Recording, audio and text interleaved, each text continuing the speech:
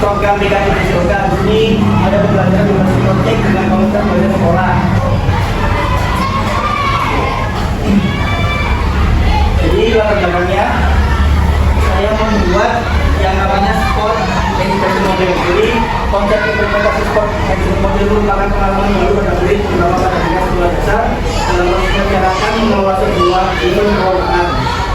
Untuk konteksnya sekolah yang menjadi tempat pelaksanaan ini adalah sekolah kita SDN Negeri 1 Surabaya yang memiliki berbagai aktivitas budaya yang kompeten, fasilitas yang memadai dan dukungan dari komunitas sekolah. Jadi untuk sport education model di sini, jadi kita tampaknya menjadikan anak-anak itu seperti panitia.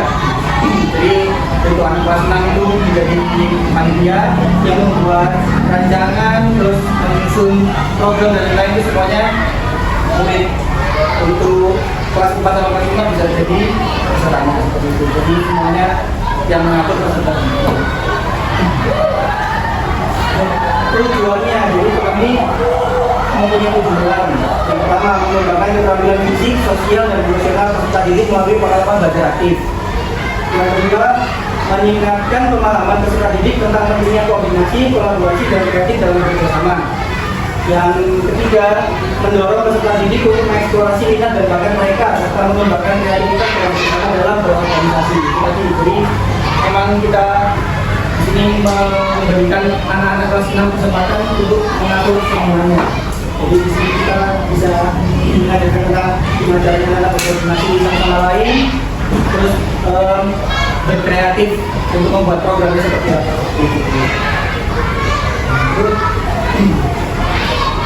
Untuk capaian langkah-langkah dan hasil yang diharapkan. Jadi program ini mempunyai capaian adalah program ini mampu mengorganisir dan melaksanakan kegiatan lomba olahraga tradisional berbasis. Jadi saya mengambil olahraga tradisional berbasis karena memang di lapangan sudah tersedia areanya dan anak sudah juga mungkin sudah sedikit terbiasa bermainnya, tinggal saya sama Pak Mas bisa menjelaskan lagi tentang peraturan ini juga. Capaiannya tadi mengorganisir dan melaksanakan kegiatan lomba.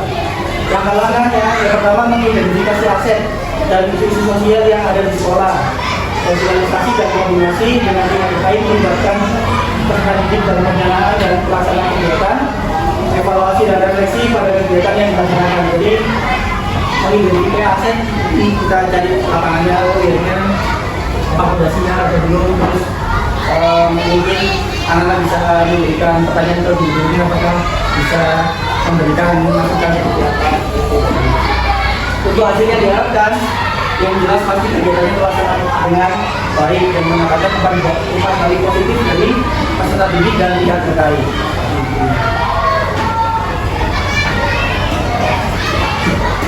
Struktur program dan mitra dalam program belajar. Jadi program ini dipakai peserta didik sekolah mitra SDN Negeri 1 Surabaya, yaitu kelas 4, 5, dan 6. Jadi di sini saya berhasil didik kelas 6 sebagai panitia, lalu peserta didik kelas 4 dan 5 menjadi peserta lomba. Jadi nanti kita bisa saling berkoordinasi dan melakukan kolaborasi dari guru kelas 4, kelas 5, kelas 6 sama guru kegiatan. Dan kegiatannya dilaksanakan di dalam sekolah. Terus untuk anggota kombolnya nanti itu ada peserta didik kelas 4, 5, 6, guru KPD setelah stakeholder yang terkait dengan nanti semuanya bakalan terlibat di dalam olahraga tradisional di luar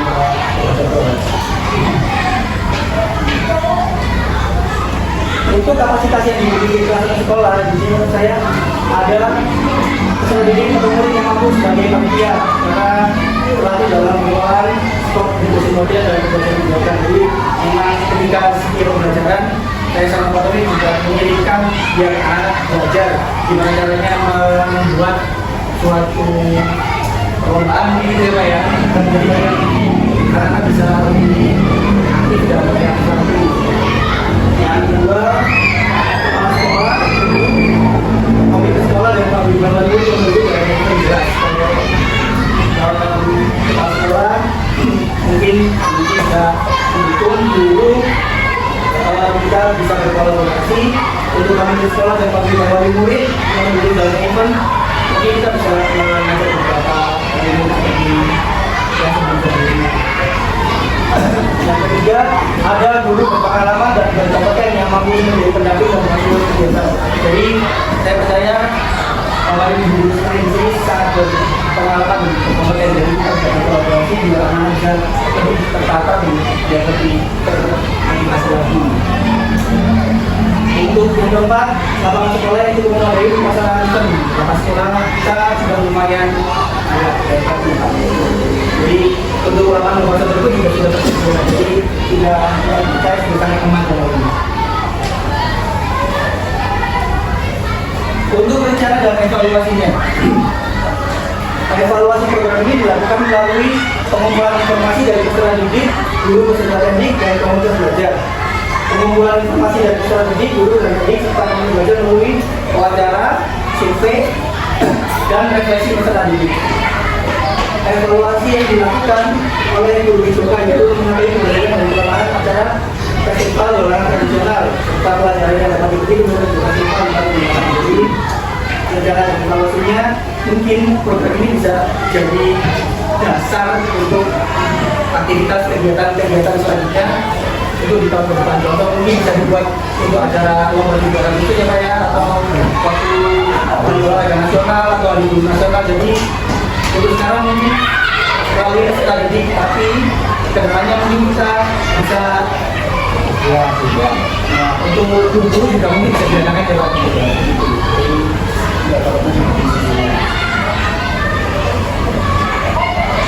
Di sini ada kemungkinan tantangannya. Kalau menurut saya kemungkinan tantangan yang dihadapi oleh peserta didik adalah karena masih duduk di bangku sekolah dasar, jadi pembelajaran sains modelnya pembelajaran yang belum terbiasa dilaksanakan pada sekolah dasar. Jadi memang ketika olahraga cuma sedikit, jadi memang belum terlalu jelaskan ke peserta didik. Jadi memang mungkin ada keterbatasan.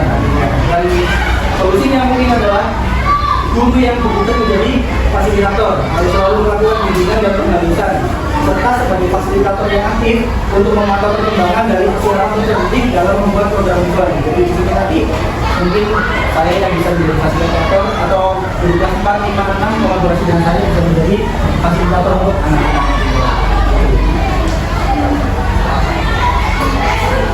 Oke, Bapak Ibu, sekian penjelasan dari saya mengenai program pembelajaran berbasis proyek ini. Semoga apa yang sudah saya paparkan di sini bisa menjadi inspirasi nantinya, bisa buat program sekolah ke depannya seperti apa. Jadi kalau mohon maaf. Assalamualaikum warahmatullahi wabarakatuh. Tanya Pak. Ya, mau Bu Ali. Boleh, terima kasih atas waktu yang diberikan. Waalaikumsalam warahmatullahi wabarakatuh. Yang ingin saya tanyakan terkait dengan panitia Pak. Kenapa panitia itu kok dari kelas 6? Kenapa nggak diisi? Misalkan kelas 6, 5 yang mampu atau kenapa kok hanya kelas 6? Oke, kalau menurut saya karena anak kelas 6 ini bisa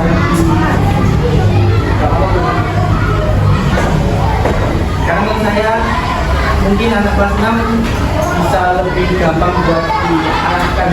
Untuk kelas 4 dan 5 kan karena literasi udah beda, jadi untuk pengalaman olahraganya mungkin berkurang. Jadi kelas 6 bisa lebih paham tentang olahraga seperti apa, jadi lebih paham.